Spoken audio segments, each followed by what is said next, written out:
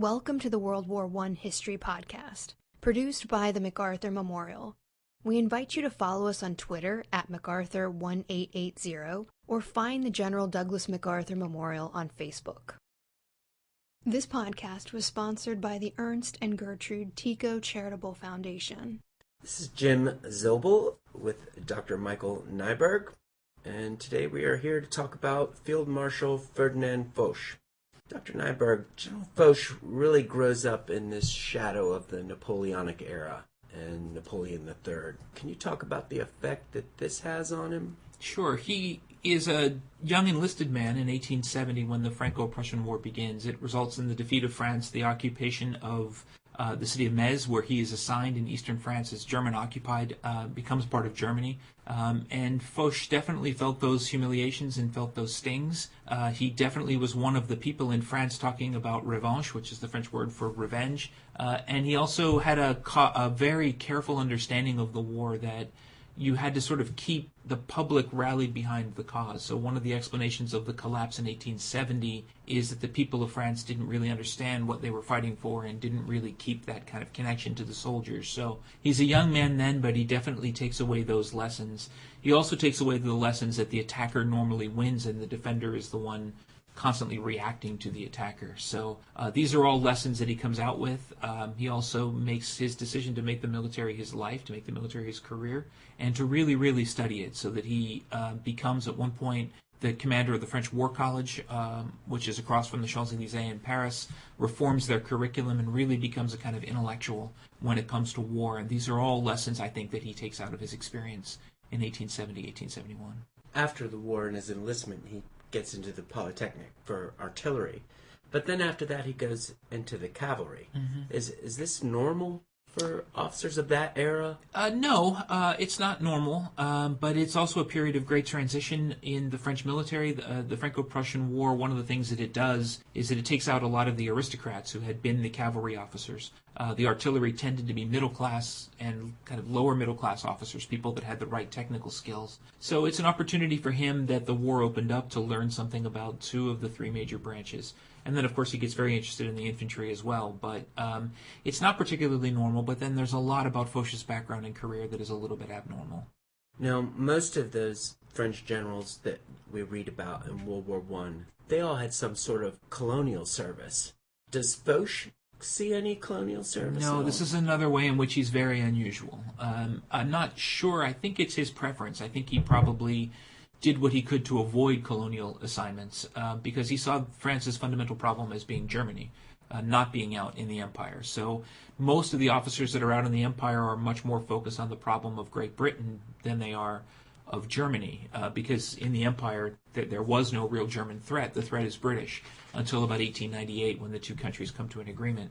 So this is another way, I think, to explain Foch's single-minded devotion to the problem of securing France and not worrying so much about distant places like Indochina. And like the British general said, the only thing that matters to him is the Rhine River. My definition of the empire ends at the Rhine or something, those kinds of thinking. Wow. Which is certainly there in a lot of people's minds. My overseas map stops at the Rhine.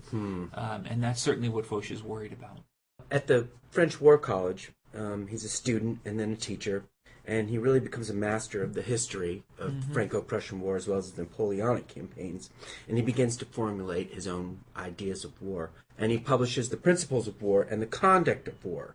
And can you briefly describe Foch's theories? Sure. They've been characterized or caricatured, I guess, as being overly focused on the attack and on the en élan. In other words, his argument is that the side that wins is the side that is kind of conditioned to win intellectually. So in his mind, the problem is not so much industrial, although he's certainly interested in the weapons of war, but it is in the way that officers prepare their men. It is the way in which their mindset is prepared. And part of that means explaining to them why they're fighting, explaining to them what the purpose of the war is, and then operationally he's very much of the mindset that the attack is by far the stronger to the defense. Now in 1914 these ideas don't work terribly well, and again, to Foch's credit, he's able to go back and say, okay, what I taught didn't work, what do we do now? And we may talk about this, but there's a period when he's kind of out of favor with the French government, and he uses that time period to really go back, reread what he wrote, take a look at his experiences of war, and to his credit, to go back and say, look, what I thought in 1914 just isn't working.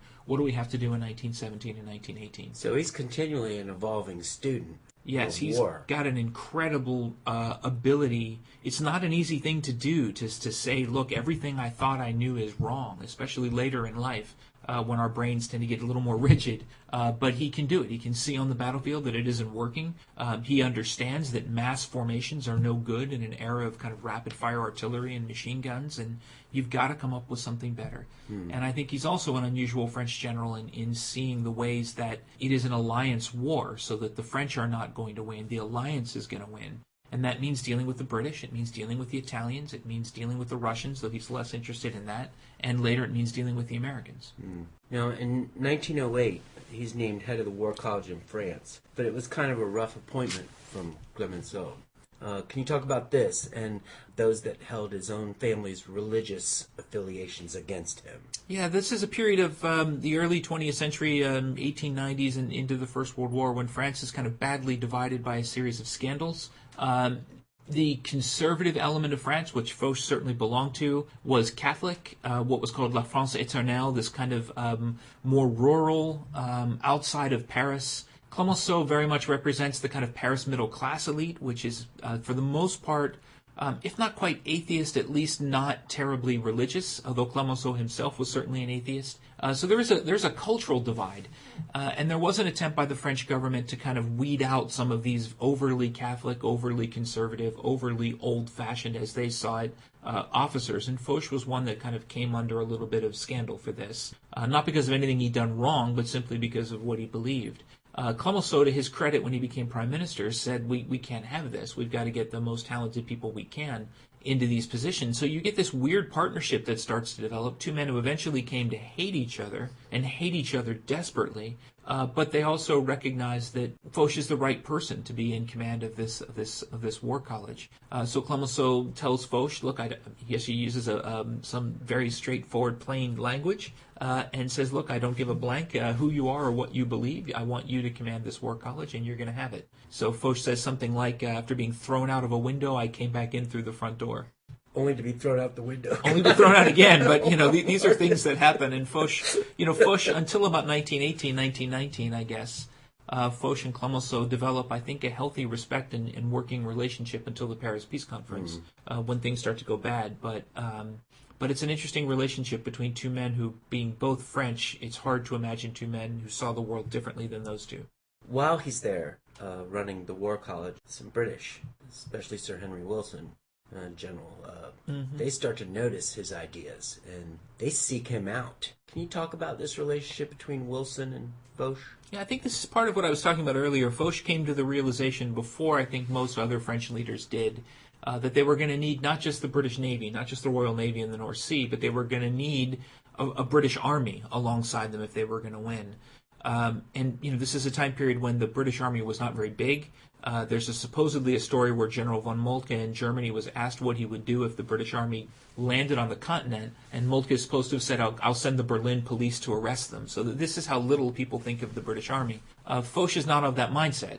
He's aware that in a long war, Britain would have the capability not just from the British Isles, but from the Empire, to be able to build a very large army. So he's very careful to reach out to British officers, including, you mentioned, Sir Henry Wilson, with whom he has a lifelong friendship. And he's very careful to make sure that whatever he's planning, there is an option. There's a way that the British can participate in a ground war and a sea war. I don't think it's true, but there is a rumor that he is supposed to have said, all I need is one British soldier and I'll make sure we get him killed. In other words, all we have to do is get Britain to make the commitment and then they're in. I haven't been able to find any evidence that he actually said that, but it's consistent with, I think, the way that he was thinking.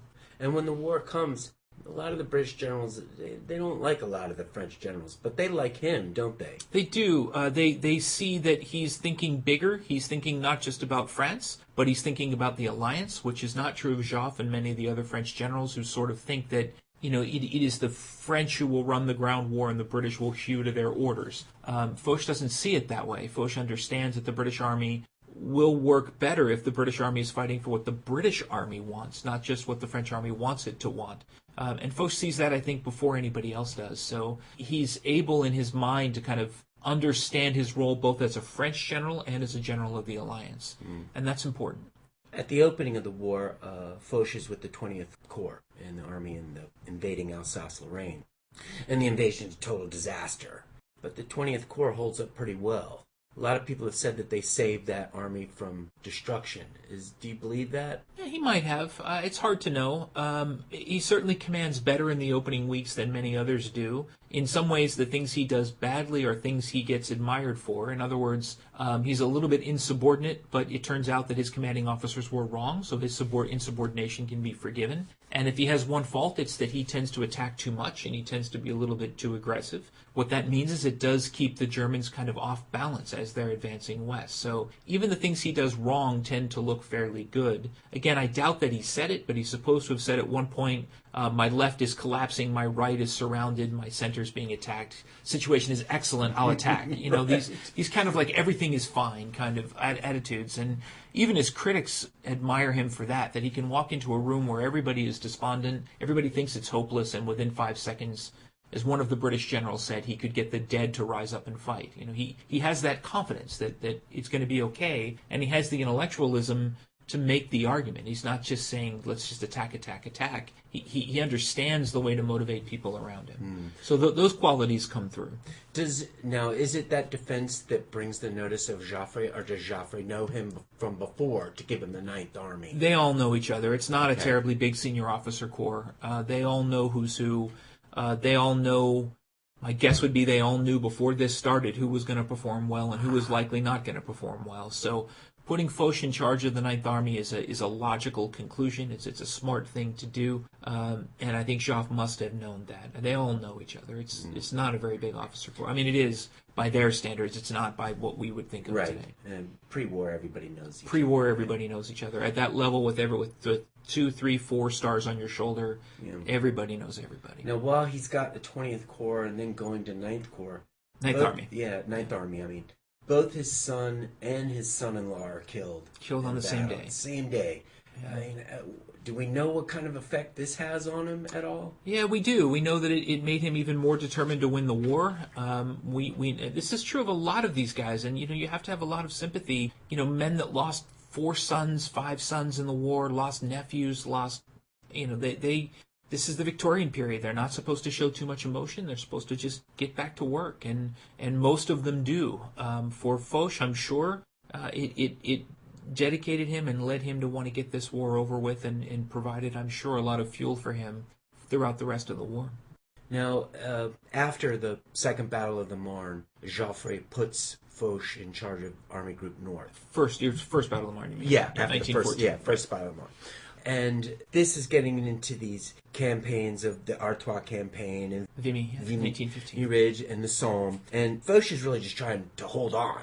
Right. But he takes a lot of blame for this and basically falls out of favor when Joffre is relieved for Nivelle later on. And do you think this blame is deserved? Well, I think there was a need to find new commanders. I think there was a need to do things differently. Rightly or wrongly, Foch is associated with a lot of the really bloody campaigns of 1915 and 1916. The 1915 campaigns, probably he deserves some fault for. 1916, he was really executing somebody else's ideas. But it is true that France is losing an awful lot of men, and that they're not getting any further along. So any unsuccessful enterprise, you have to look at the leadership and make some decisions. So Foch came under increasing criticism when his mentor Joffre was fired. In effect, fired.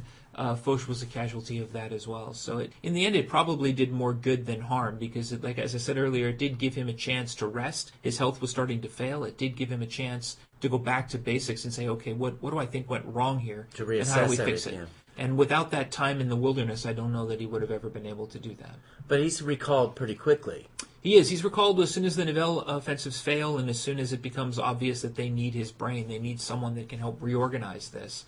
And at first they put him in the job of Chief of Staff, which is a job where he isn't leading troops so much as he is figuring out organization and figuring out how to get the French army to interact both with the French political system and with the British, Italian, and soon the American armies as well. And it's a job that he's very, very well suited for.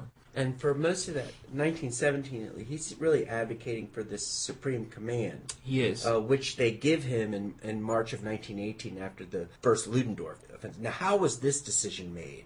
Was it because of the offensives that Absolutely. just throw everybody into a panic? There's actually, so the Germans conduct this big offensive in the spring of 1918 to try to win the war before the Americans can show up in big numbers. They are successful at first by throwing everything into the battle. There's a famous moment, it's in a stained glass window commemorated now in a little town called Doullens, which is close enough to the Western Front that the conferees can hear the guns of the Western Front. They step into the room, this is all the prime ministers, this is all the big name people. And they're trying to figure out what they're going to do. And everybody is despondent and everybody is panicked and they're talking about abandoning Paris and all this stuff. And Foch slams his two fists on the table and he says, this isn't about Paris. This is about stopping the Germans right here, right now. And they sort of turn to him and they say, okay, what's your plan? And he says, well, look, here's the plan. Here's what we're going to do. And part of what we're going to do is we're going to quit thinking of this as a French, British, Italian war. We're going to start thinking of it as one alliance war, and we're going to name a supreme commander, and that supreme commander is going to have control over reserves so that he can move them to where the general crisis is, not just where the national crisis is. And he's the only one that's coming in with that sort of confidence and saying, it's not all lost. We can win this, and there are advantages coming. He uses a phrase from a German philosopher, Karl von Clausewitz. We're going to wait until the culminating point. That is that moment when the Germans have overreached, and that's when we're going to hit them back. So patience, reorganization, we got this. And so at Doullens, they turn to him and they say, okay, you've got the supreme command. There's a wonderful moment where Clemenceau says to him, you've now got it. You've got the power you always wanted. And Foch turns to him and says, it's a great gift you've given me. You've given me a battle lost, and you asked me to win it. And of course he does. I mean, he really is the architect of victory in 1918. He's the guy. First you have the defense of the Friedensturm and then the counterattack. And now he's got all these Americans coming. Well, what are his views of the Americans? So his view is that the Americans eventually, the key word being eventually, will fight better under an all-American command structure. But until that moment, France can't gamble its future on these inexperienced soldiers who don't quite know what they're doing.